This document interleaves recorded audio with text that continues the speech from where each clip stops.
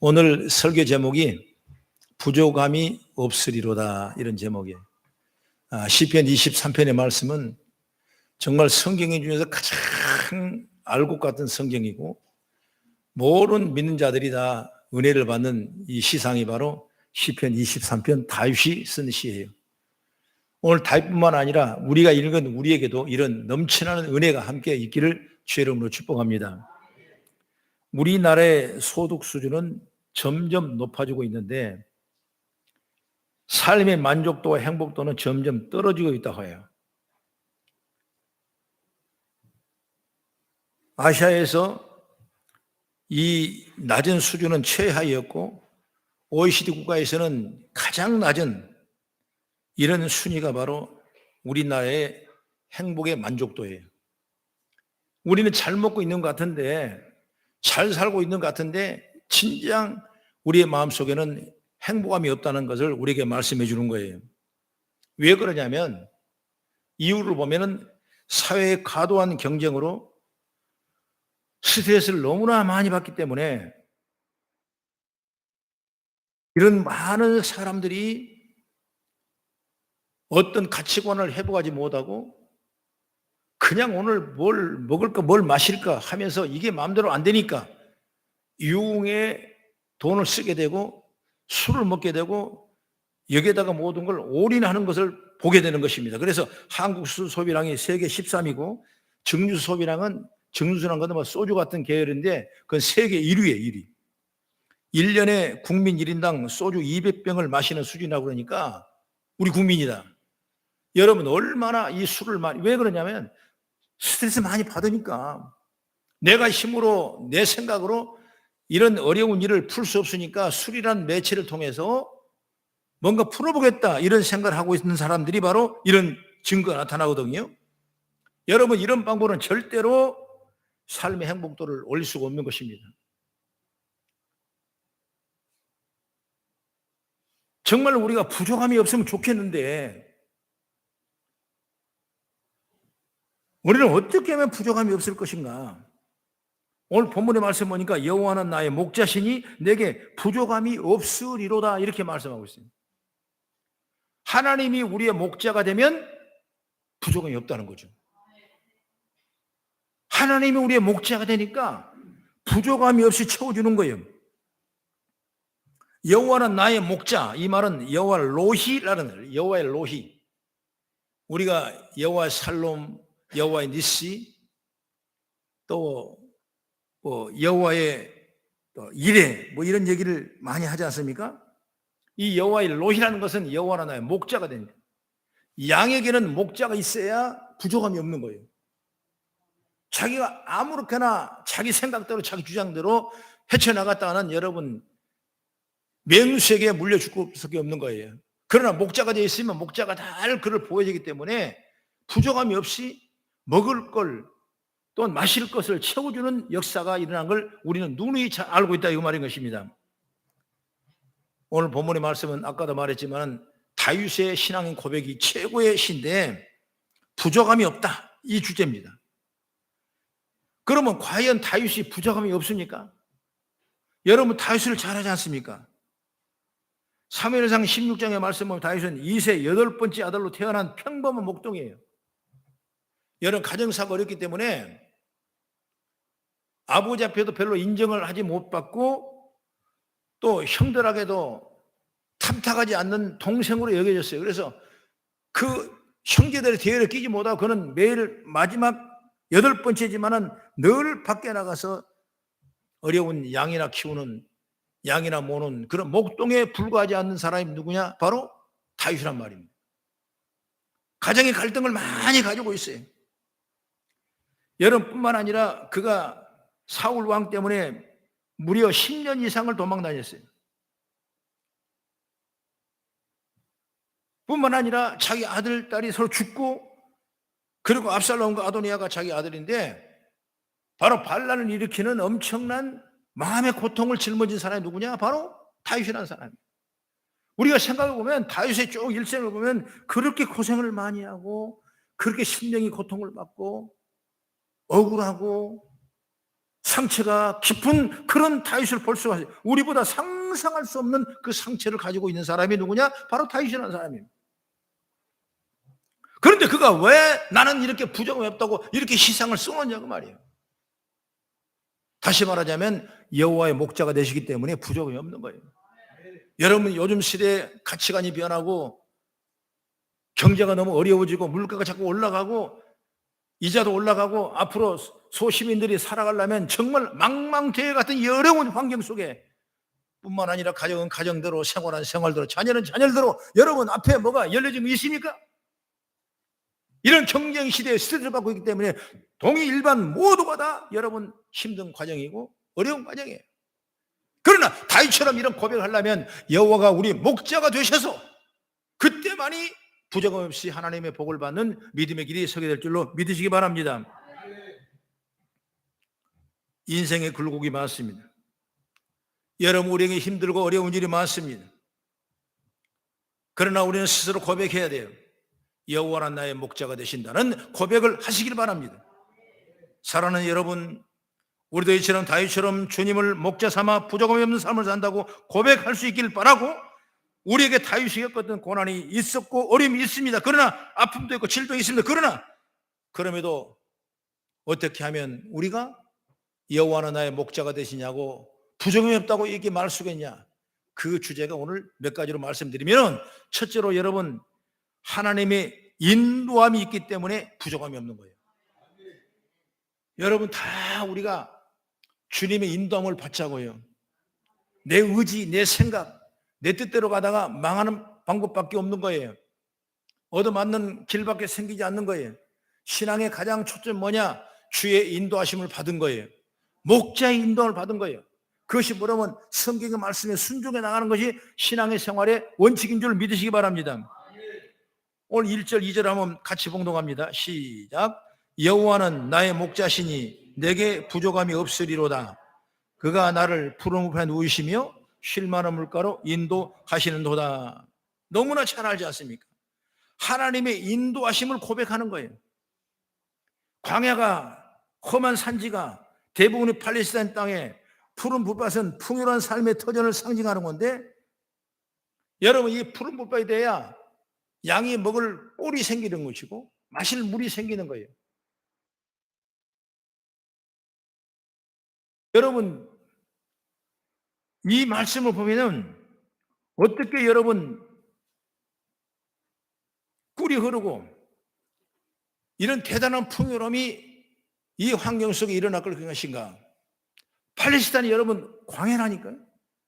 정말 어찌 보면은 험한 사막 같은 그런 고통스러운 땅인데도 불구하고 이 양이 들어 누울 만한, 쉴 만한 물가라는 이 환경 속에 하나님께서 그들을 인도하신다는 건 대단한 축복인 줄 믿으시기 바랍니다. 여러분, 우리도 똑같아요. 우리가 먹을 것, 마실 것 편히 쉴 곳이 있다면 얼마나 좋겠습니까? 여러분, 왜 걱정합니까? 먹을 것, 입을 것, 마실 것, 여러분, 그리고 내가 편히 쉴 만한 이 장소가 못 되기 때문에 우리는 오늘도 스트레스 받고 때로는 고통받고 힘들어 사는 건데, 그런데 여호와께서는 이걸 책임져 준다고 생각한다면 여러분 얼마나 감사하냐고 말이에요. 그 믿음으로 받으십시오. 그러면 되는 거예요. 여러분, 여건 따지고 환경 따지고 뭐 이거 따지고 해가면서 여러분 나의 목자 이게 될 수가 없는 거예요.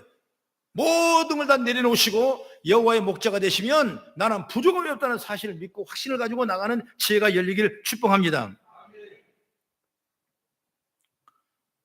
어느 순례자가 순례길을 가다가 너무 지쳐서 우물가에 앉아서 쉬고 하고 있는데, 그때 마침 어떤 여인이 물을 길러 오는데 그 물동이에다가 물을 가득 채운 겁니다.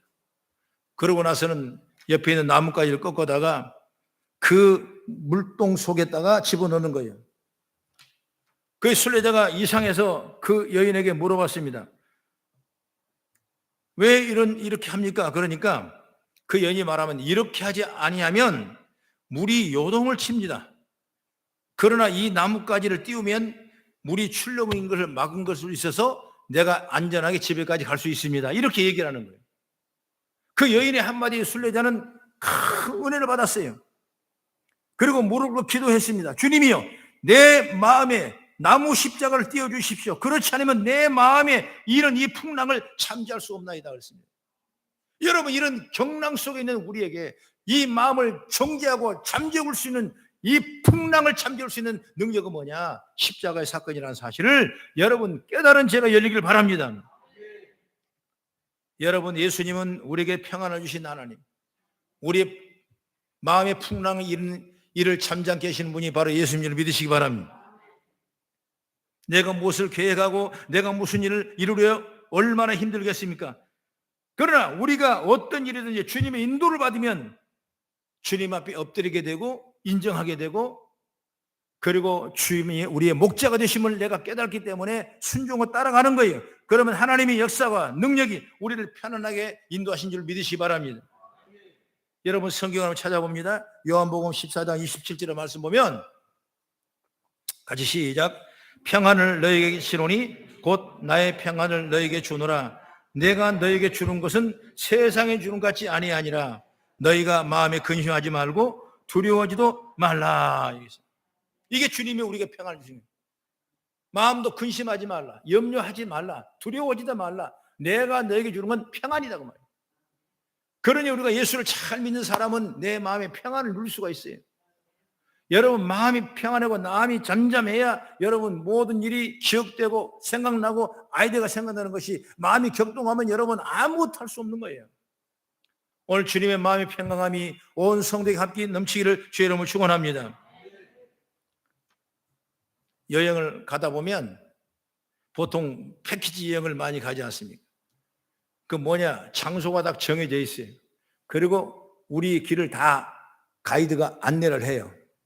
그렇기 때문에 비행기표 살 것, 뭐 먹을 것, 마실 것, 그런 걱정 하나도 하지 않아도 일사천리하게 다들 안내를 해요. 왜? 가이드가 다 해줘요. 그냥 우리는 따라가면 되게 돼 있는 것입니다. 여러분, 그렇지 않냐고 자율적인 여행을 나면 오늘 저녁에 내가 어디서 자야 될까, 또 뭐 먹어야 될까, 어디를 가야 될까, 끊임없이 수고를 해야 돼요. 이렇게 생각한다면 주님이 우리를 인도한다는 이 사건과 똑같은 거예요. 그냥 따라가면 되는 거예요. 주님 말씀한 대로 그렇게 하면 되는 거예요. 그 축복을 많이 받으십시오. 우리 성도들 복을 많이 받으십시오. 그 복이 어디 있냐? 성경에 있는 거예요. 성경을 보십시오. 여러분, 32,500가지 축복의 말씀이 근거로 되어 있기 때문에 그 말씀을 잘 내가 받아들이고 목자가 된 주님의 꼴을 먹는 우리가 된다면 우리에게는 평안이 넘치고 은혜가 넘치는 역사가 있을 줄 믿으시기 바랍니다. 잠언 3장 6절의 말씀 보면 너는 범사의 그를 인정하라. 그리하면 내 길을 지도하시리라고 그랬어요. 문제가 뭐냐? 하나님을 믿지 아니하고 더 나가서 무엇이든지 다 내가 하려고 할 때 힘드는 거예요. 그래서 몸에 이상이 생기고 그러면도 늘 부족하고, 그러면 부족함이 없으려면 하나님이 인정하고 하나님께 나의 삶을 인도하도록 부탁하면 되는 거예요. 여러분의 장래, 우리의 미래, 우리의 자녀, 미래, 주님께 인도함을 부탁하는 거예요.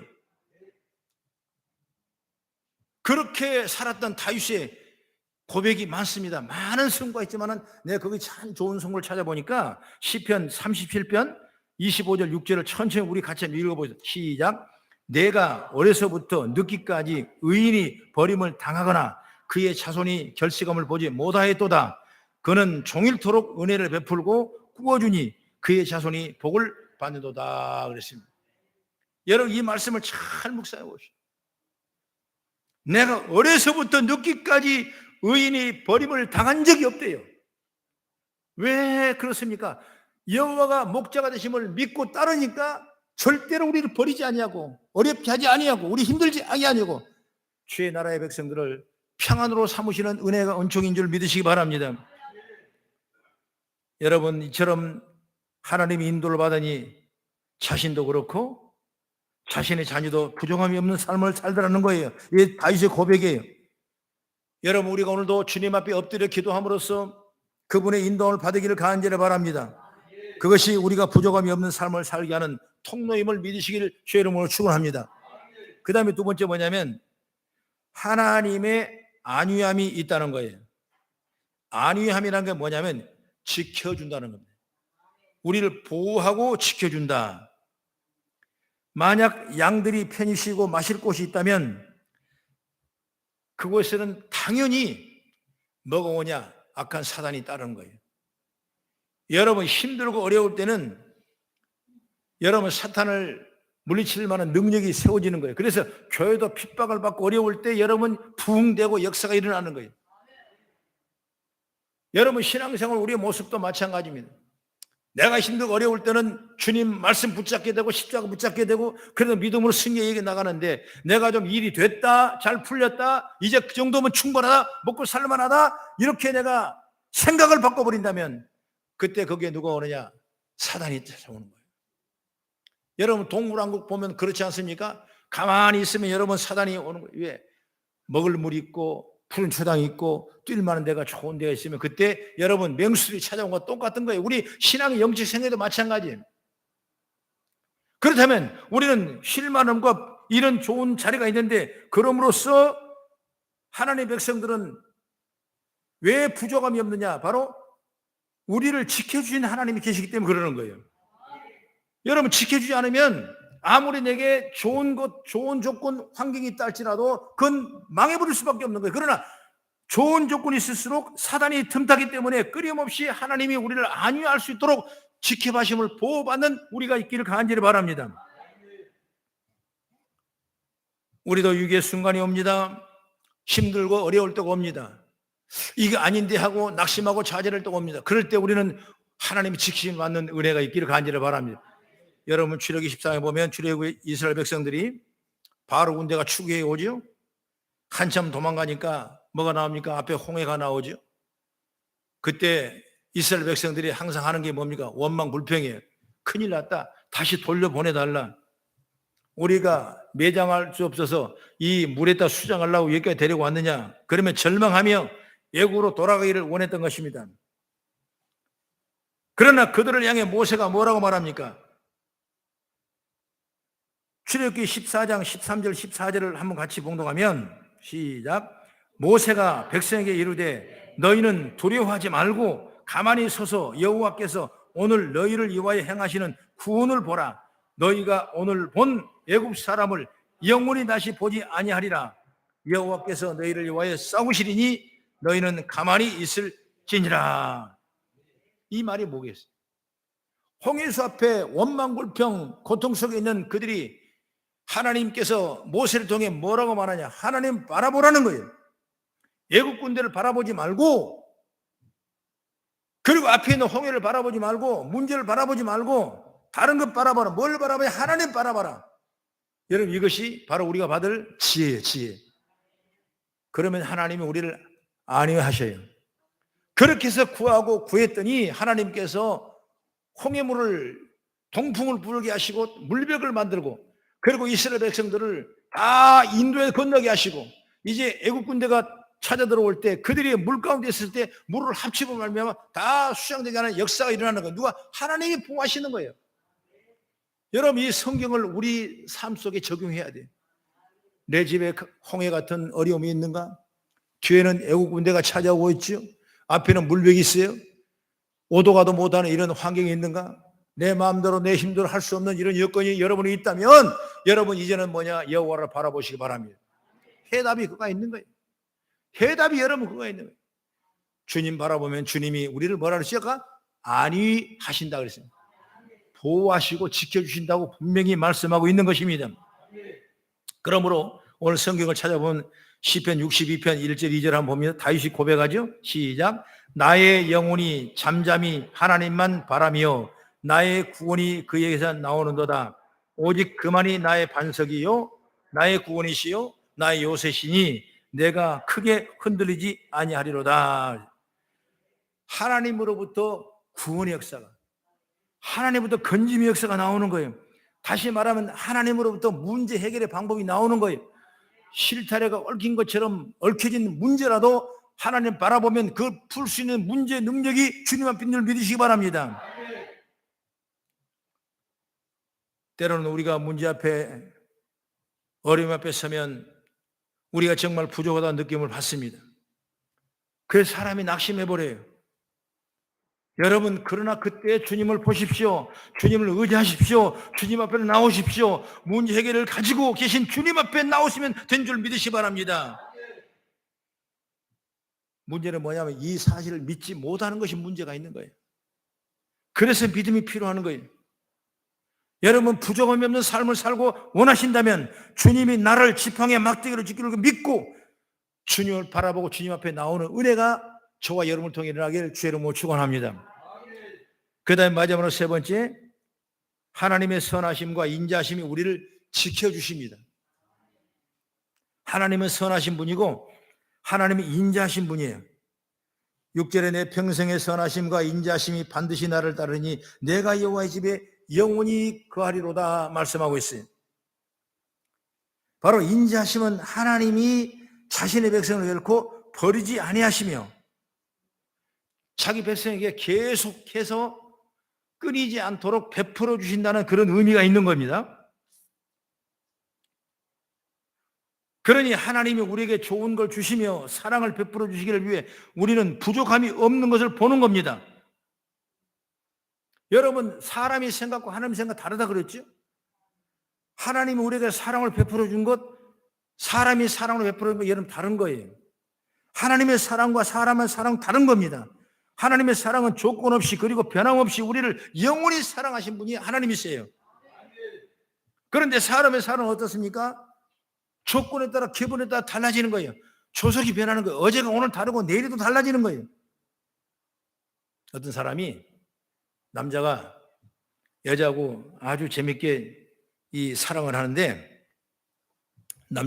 여자가 약간 변심을 해 가요. 그러니까 남자가 그 여자에게 그럽니다. 어떻게 사랑이 다 변하냐? 그 여자가 뭐라고 합니까? 사랑은 움직이는 거야 그러더랍니다. 여러분, 이것이 바로 사람이 살아가는 삶의 모습이에요. 그러나 여러분, 이 사랑을 초월하는 하나님의 사랑은 끊임없이 우리가 부족함이 없도록 그 선하심과 인자하심이 우리를 지켜주신 은혜인 줄 믿으시기를 주의 이름으로 축원합니다. 보십시오. 요한복음 13장 1절의 말씀 보면 예수님께 말씀합니다. 자기 사람들을 사랑하시되 어디까지? 끝까지 사랑하시니라 그랬습니다. 끝까지 사랑하신대요. 바로 끝까지 사랑하신 분이 누구냐? 주님의 사랑입니다. 주님은 자신의 세상을 떠나 아버지께로 돌아갈 때가 이런 줄 아시고도 사람들을 사랑하실 때 끝까지 사랑하신다고 그랬어요. 그래서 성경을 보니까 요한복음 14장 이하의 말씀 보면 두 가지가 나오는데 하나님이 선물 주는 게 뭐냐면 끝까지 왜 사랑하냐? 보혜사 성령을 우리에게 주신다고 그랬어요. 내가 지금 떠나가면 나와 똑같은 다른 보혜사를 성령으로 내게 주신다고 말씀했어요. 얘가 믿으면 성령이 우리 가운데 보혜사가 되셔서 주님이 대신 일을 귀하게 감당하는 능력인 줄 믿으시기 바랍니다. 이런 놀라운 선물을 하나님께서 끝까지 온전한 사랑이기 때문에 주신 줄 은혜인 줄 믿으시기 바랍니다. 그 다음에 두 번째는 뭐냐면 이제부터 내 이름으로 무엇인지 구하면 내가 받으리라 말씀하고 있어요. 여러분, 얼마나 귀한 축복입니까?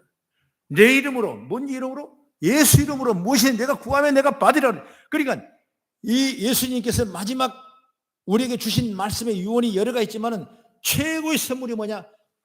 보혜사 성령을 주신다고 말씀했고, 그리고 내 이름으로 구하면 내가 받으리라고 말씀하고 있는 거예요. 여러분, 문제 앞에 구하는 은혜를 잊기를 바랍니다. 그 기도는 뭐냐면 바로 키와 같은 거예요. 열쇠입니다. 열쇠. 아무리 자물쇠가 잠겨 있어도 여러분, 열쇠가 있으면 그 자물쇠는 열어지게 되어 있는 것과 똑같은 거예요. 이처럼 기도는 하나님 주신 선물이기 때문에 여러분이 세상이 어려워지고 힘들어져도 낙심하지 말고 오직 여호와를 향하여 부르짖는 여러분 기도를 통해서 하나님 나라가 확장되어가는 은혜가 연충이 있기를 주의 이름으로 축원합니다.